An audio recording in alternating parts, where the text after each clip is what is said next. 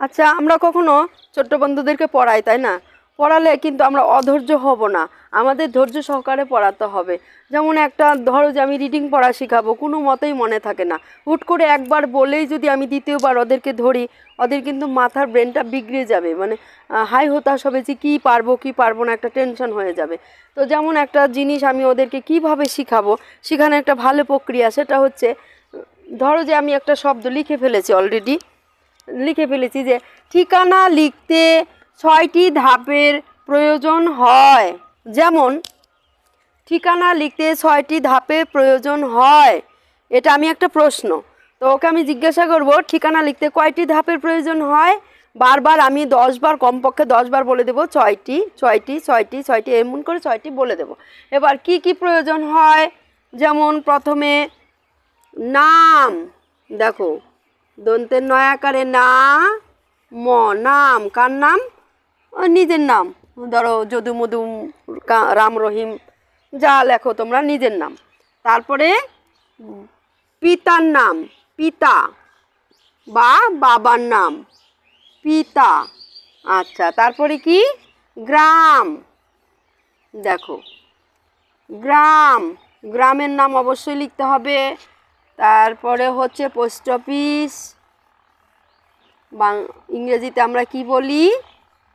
পিও, তাই না? Post office. থানা, আমার নিচে জায়গা হলো না, আমি পাশেই লিখে দেখাচ্ছি। পোস্ট অফিস, থানা, থানা, জেলা, দেখো থানা, জেলা। এই 6টি কিন্তু আমাদের ঠিকানা লিখতে 6টি ধাপের অবশ্যই প্রয়োজন হয়।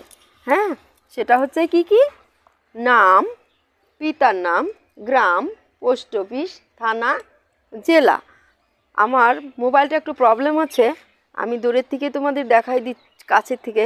এই দেখো আমি লিখে ফেলেছি অলরেডি কি কি ঠিকানা লিখতে 6টি ধাপের প্রয়োজন হয়। যেমন এই যে নাম, পিতার নাম, গ্রাম, পোস্ট অফিস, থানা, জেলা। হ্যাঁ, আমি লিখে ফেলেছি অলরেডি। তো এইটা যদি আমি ওদের মুখস্থ করাতে যাই, তাহলে বারবার বলবো ওদেরকে, আমি বারবার বলবো কি কি? নাম, বাবার নাম লিখবো যা আছে তাই, নাম নিজের নাম, তারপরে পিতার নাম, বাবার নাম যার যেটা বাবার নাম হয় সেটা, গ্রাম বিভিন্ন জায়গায় হতে পারে, মালদা অমুক জায়গায়, ধমুক জায়গায়, ধরো এটা সেটা শিলিগুড়ি যেটা হয়, বা তোমার গ্রামের নাম হতে পারে ডাঙ্গাপাড়া, সালাইডাঙ্গা, অমুক ধমুক, মানে যা হয় গ্রামের নাম এটা এখানে বসিয়ে দেবো। পোস্ট অফিস, যার যার পোস্ট অফিস তো সে জানাই আছে, তাই না? পোস্ট অফিস লিখে দিলাম। থানা, জেলা। তো আমি বারবার ওদেরকে বুঝিয়ে দিব নাম, পিতার নাম বা বাবার নাম, গ্রাম, পোস্ট অফিস, থানা, জেলা। তো এই 6টা যদি আমি বারবার ওদেরকে মুখস্থ করাই, প্রথমে জিজ্ঞাসা করব যে ঠিকানা লিখতে কয়টা জিনিসের প্রয়োজন হয়। অবশ্যই এটা আমাদের জানা উচিত, কেননা কোথাও গেলে যদি আমরা ঠিকানা না জানি, আজকালকার ঠিকানা এবং মোবাইল নম্বরটা হচ্ছে মেন, তার পাশে মোবাইল নম্বরটাও কিন্তু অবশ্যই, ফোন নম্বরটা অবশ্যই এখানে লিখে দেব ওদেরকে মুখস্থ করানোর জন্য। তারপর পিন নাম্বার লিখলে তো আরও ভালো হয়, তাই না? পিন নাম্বার জানা থাকলে আরও ভালো হয়। অতএব একেবারে আমি যদি বলি, ওরা যদি শোনে এবং আমি বলি আমার সঙ্গে সঙ্গে ওরা বলে, তাহলে ওদের সুবিধা হবে, তাড়াতাড়ি মুখস্থ করতে পারবে। আর যদি একবার বলে দেই, বলে দেওয়ার পর বল এবার কি হচ্ছে, এটার নাম কি, কি কি লাগে, তাহলে কিন্তু মাথাতে বাই প্রেশার পড়ে যাবে।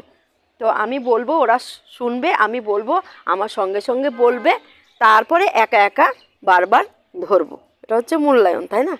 তাই এরকম করলে ওদের সুবিধাও হবে, জানতেও পারবে তাড়াতাড়ি। তো কেমন লাগলো ভিডিওটা? যদি ভালো লাগে অবশ্যই কমেন্ট করবে।